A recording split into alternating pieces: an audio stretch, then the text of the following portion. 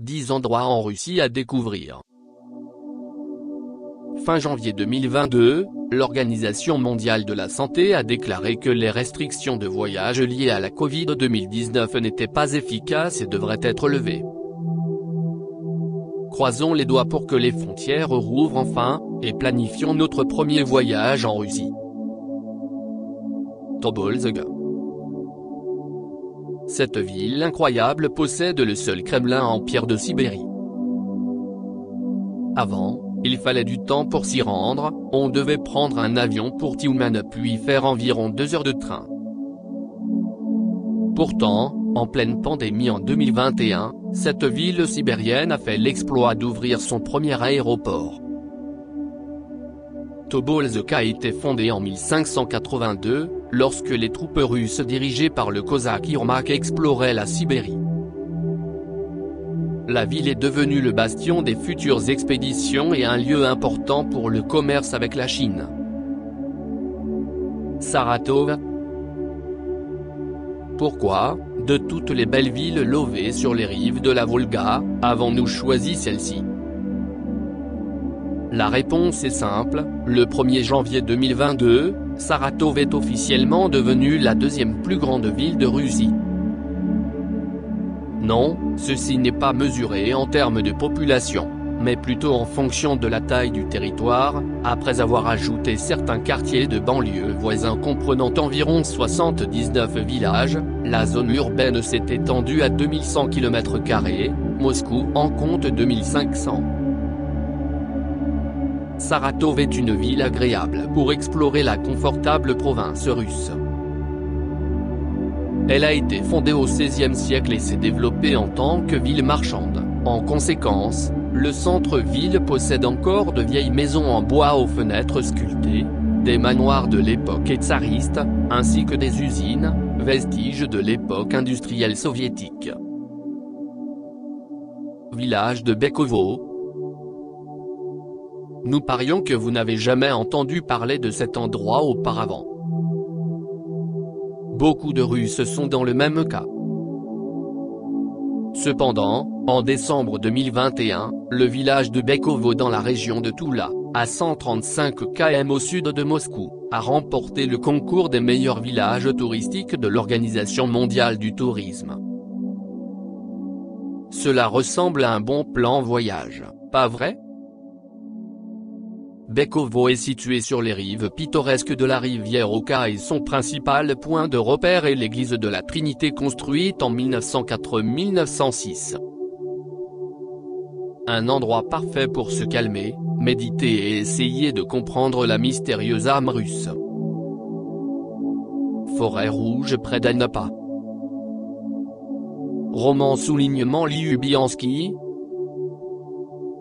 En Union soviétique, la plupart des Russes passaient leurs vacances d'été sur la côte de la mer Noire. Et la pandémie les a poussés à renouer avec leurs bonnes vieilles habitudes.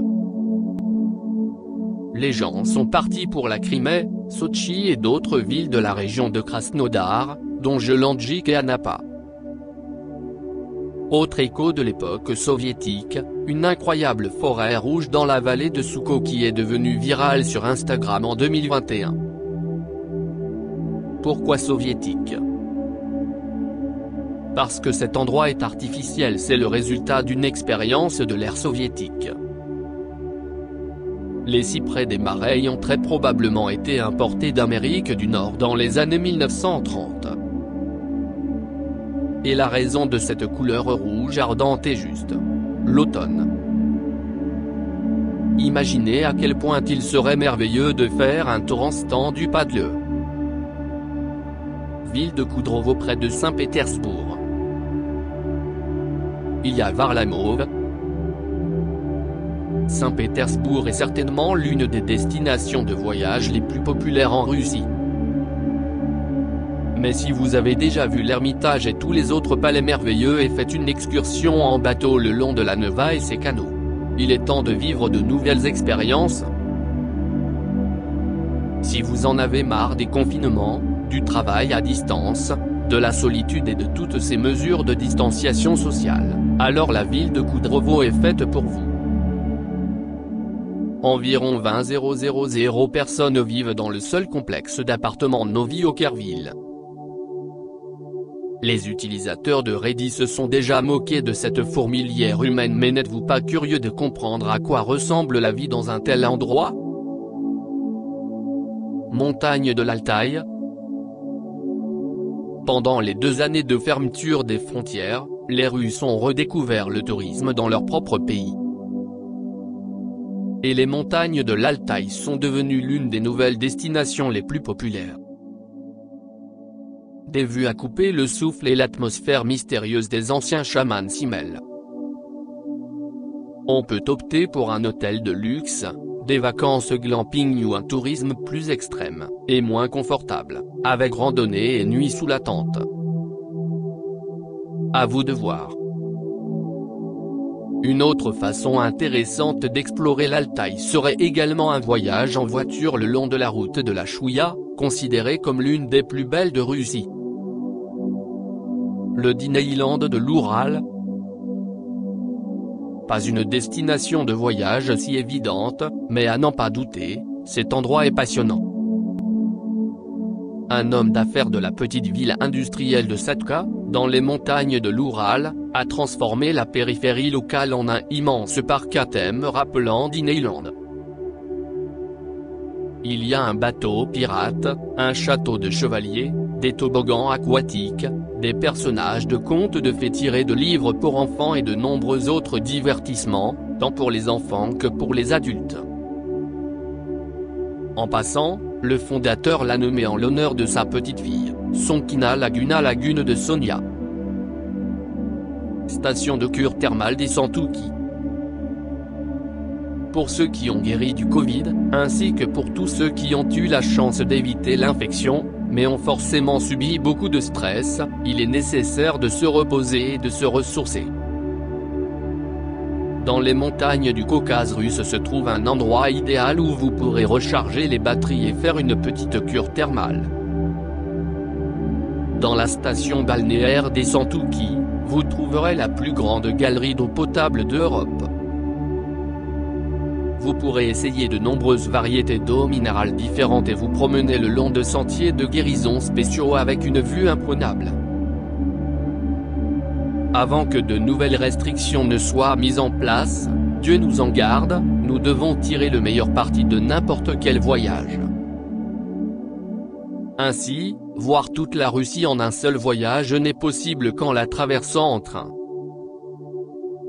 Vous partez de Moscou, puis vous vous arrêtez dans de vieilles villes, de l'Oural, de la Sibérie. Vous admirerez beaucoup de grandes villes et de rivières sibériennes, des forêts à perte de vue, de nombreuses collines et montagnes, passerez 1 heure au lac Baïkal et vous arrêterez dans beaucoup de belles gares. Et, enfin, vous arriverez à Vladivostok où vous pourrez déguster de délicieux fruits de mer. Lac Baïkal. Et oui. Tous les guides touristiques finissent par vous y mener. Vous avez toujours pensé que c'était un voyage trop cher et trop long? Eh bien, il est temps de démystifier ces stéréotypes. Il est tout à fait possible d'organiser un court voyage par vous-même et de voir la principale merveille naturelle de la Russie. Transformée en audio par Saint-Louis. Merci, au revoir.